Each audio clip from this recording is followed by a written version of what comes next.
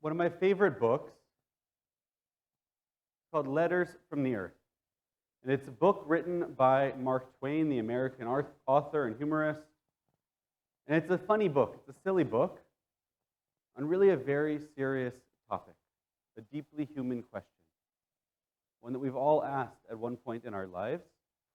What happens after we die? And the book is written from the perspective of Satan, in the Christian hierarchy of angels, right?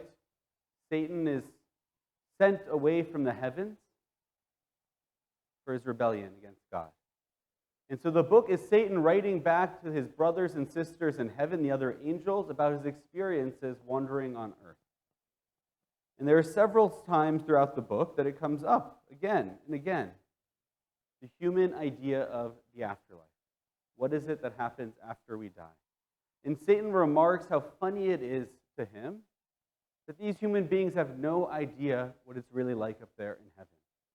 And furthermore, that the heaven they imagine, he doesn't understand why it is what they picture.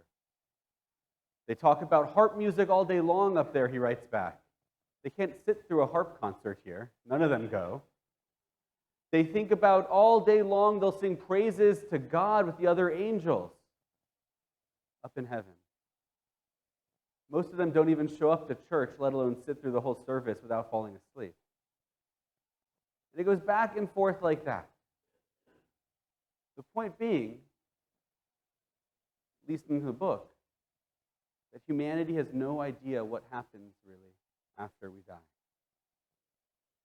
Some of it reminds me of a story I once heard from a rabbi when I was a kid about the Jewish version of heaven.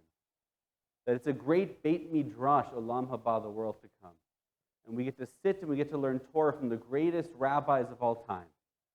And then the rabbi paused and said, it depends how much you like Hebrew school, whether that's heaven or hell for you. But the truth is, Judaism doesn't have a concrete idea of what happens. Not in the same way that other faiths do. I remember another story I would hear as a kid about a prophet taking a man who was curious about heaven and hell to go and see them, to visit them. And he saw in both two beautiful, identical castles. And in the windows as he peered in, there were these beautiful, identical rooms with these great tables and everyone gathered around the most amazing meal. I won't list all of the different foods on the table now during Pesach. Many of them are not Pesach. But listing all of this wonderful food, and except the people in one of them looked miserable. They were thin, they were sickly looking, and they looked sad and miserable. And in the other place, everyone seemed joyous and happy and well fed. And as he looked closer, he noticed that both of them, in place of their hands, had ladles sticking out of both of their arms. And the difference he saw was that in heaven, people were taking the ladle and feeding the person next to them. But in the castle that was hell, they were trying to feed themselves, and the food was just falling on the floor. Not a very specific idea of heaven and hell. It's got a great moral of the story that it's up to us. Because most of Judaism teaches that. We're not concerned with Olam Haba, the world to come. We're concerned with Olam Hazeh, this world. And redeeming this world, making this world heaven on earth. Making this world and perfecting it. And I've always loved that, frankly, about Judaism. That there are faiths that are very focused on the afterlife. And Judaism doesn't focus on that in the same way. Judaism doesn't require us to believe in a dogma or a doctrine about what is to come. It asks us instead to focus on making this world better. And then recently I was speaking with someone who had lost a spouse of many decades. They told me that even though it's been a bit of time, some time has passed since their husband passed away, they still struggle with the finality of it. What it means to never see their partner again, to never again hear them speak, to never again hear them laugh, to never again wake up next to them or share a cup of coffee or a moment together, like a Shabbat dinner or a Seder. And I've been thinking about this a lot lately. That But the parts that I enjoy about our idea of an afterlife in Judaism don't help a person facing loss. And it's been in my mind because recently there was an article a couple of months ago in an online Jewish magazine where the author wrote that they, like me, loved Judaism's focus on this world and not the next. They loved the theology of that until they themselves were pained with the loss of a sibling. And then they found it difficult. They wanted a firm answer. Would they ever get to speak to their sibling again? Would they ever get to see them again? They wanted answers, clear and simple and straightforward answers to life's perhaps most difficult question. One of the most human questions there is. As mortal beings, we face the end someday. Everyone we love faces the end someday. And the question is there some sense in our mortality that is immortal? Is there something else beyond this world, beyond the physical reality we see?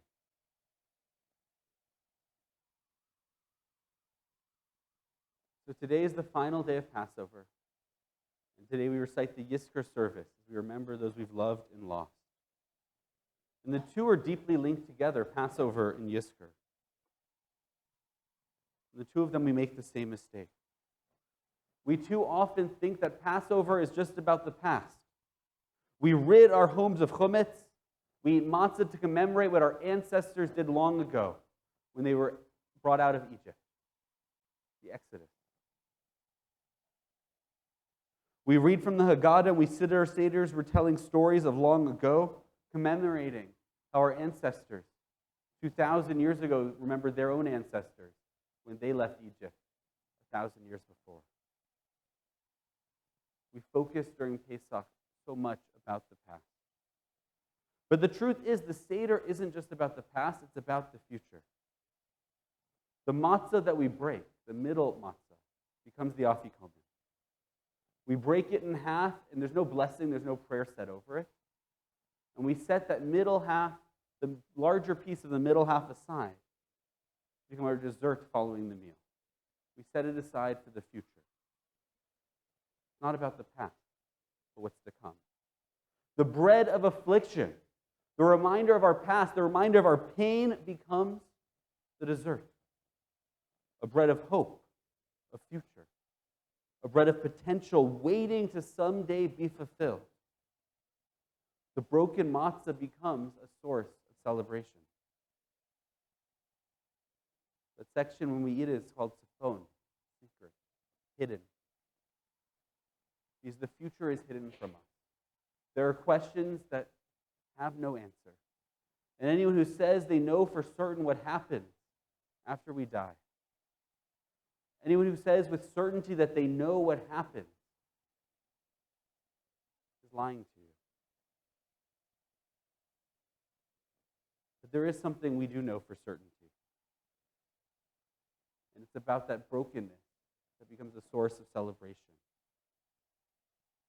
The Passover isn't really about the past, but the present and the future. And the same is true of Yizkor. I can't tell you what will happen when we die. Will we see our loved ones again? Will we someday be reunited in Olam Haba in the world to come? I don't know. I simply don't know. Not with certainty. But Yizkor isn't about the past. I know that. It's about the future. We imagine Yizkor is about the past because that's what happens. We remember those we knew in the past, those who are no more. They're not with us presently. They're not a part of our future. We tell stories about them in the past tense. I remember my bubby and how she would make the best matzo ball soup. Or I remember how my husband would every day bring me a cup of coffee in bed. Or I remember when my brother would spend time with me after school.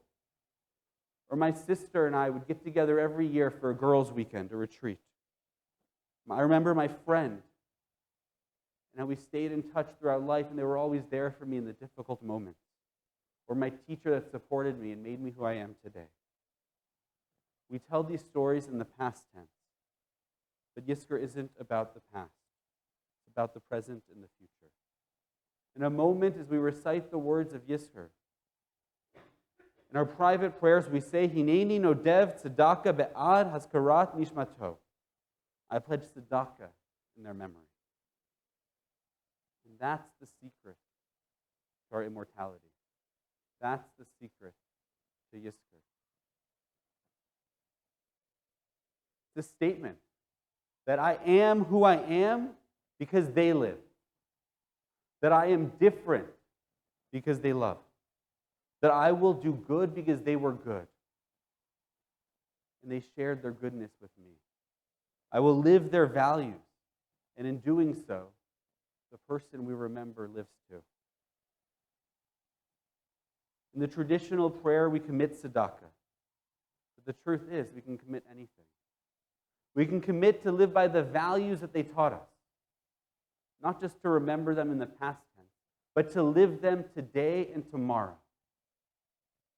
And in doing so, the person we remember lives too. We can commit ourselves to fulfilling a mitzvah in their name, in their honor, in their memory. And in doing so, they're fulfilling that mitzvah. We're doing it because of them.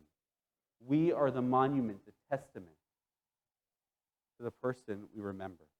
Not in the past. Not the contributions they made that are no more, but a contribution that they continue to make in this world because we are doing it in their name. Yizkor is about remembering the past, but it's only doing so for the sake of the future. It's a commitment to take our brokenness, like that middle matzah, to set it aside for the future. From within that brokenness, wholeness can emerge. Someday, maybe even celebration. It's a statement that as long as we live, those we love, they live. Because we will give to others what they gave to us. We will share with the world what they shared with us. That's the secret to Yizkor. So as we turn now to offer these prayers in our Yizkor booklet, I ask that you think about the person you're reciting these prayers for today and what commitment you can make to continue to keep their memory alive. Whether it's the traditional commitment of tzedakah in the booklet, or it's a commitment to an act, to a deed, to sharing laughter and joy, to sharing the values that they gave you. To think about what those deeds are, how you can live it in your life. Because the truth is another secret we learn from the Passover Seder. We tell the story of the past, not just by telling it, but by acting it out, by living it. Our Seder isn't complete if we just read it. We have to partake in the acts and in the deeds. The act of remembering someone. The act of being a monument to them that they are still alive with us, living and changing the world, isn't done simply by remembering them, but by performing actions in their name, committing ourselves to deeds that they no longer can do. And in doing so, even though they no longer walk this earth with us, the truth is, they do walk this earth with us each and every day.